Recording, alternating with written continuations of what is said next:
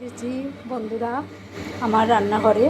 তো আজ বৃহস্পতিবার, তো ফ্রায়েড রাইস আর আলুর দম হবে। তো ফ্রায়েড রাইসের জন্য আমি গরম জল বসিয়ে দিয়েছি, তার মধ্যে একটু লবণ, তেজপাতা, একটু আদা, ব্যাস। এদিকে আমি চালটা ভিজিয়ে রেখেছি 1 ঘন্টা মতো। জলটা ফুটছে, চালটা সব একে একে সব ধোয়া হয়ে গেছে। তো রাইসটা হালকা করব, মানে পুরোপুরি হবে না, হাফ হাফ করব। রাইসটা প্রায় হাফ হয়ে গেছে। তো দারচিনি, এলাচ আর লবঙ্গ দিয়ে দিয়েছি।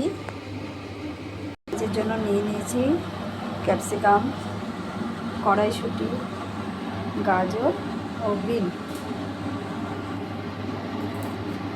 এদিকে আছে কাজু কিশমিশ ভিজানো।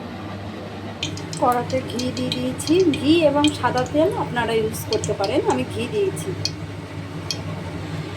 তো ঘিটা গরম হয়ে গেছে। প্রথমে বিনগুলো আমি লাল লাল করে, হালকা লাল লাল করে ভাজা করে নেব। পরিমাণ মতো লবণ।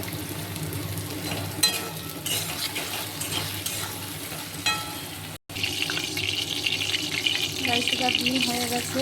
এবার গাজরটা দেবো, গাজরটা হালকা লাল লাল করবো।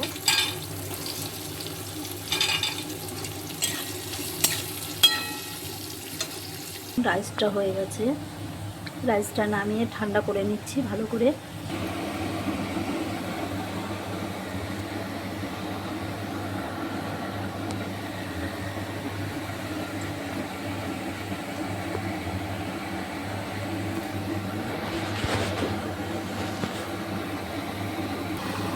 বাটিটা বসিয়ে দিয়েছি, সাদা তো আপনারা ঠিক বুঝতে পারছেন না, তো গরম হচ্ছে।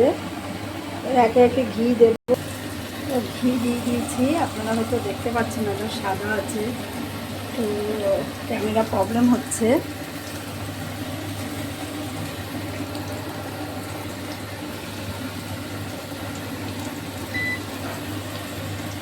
তো একে একে দিয়ে দেবো গোটা দারচিনি, এলাচ,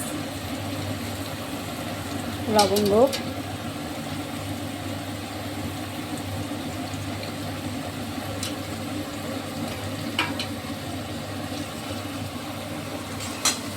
এটাকে ভালো করে ফ্রাই করব।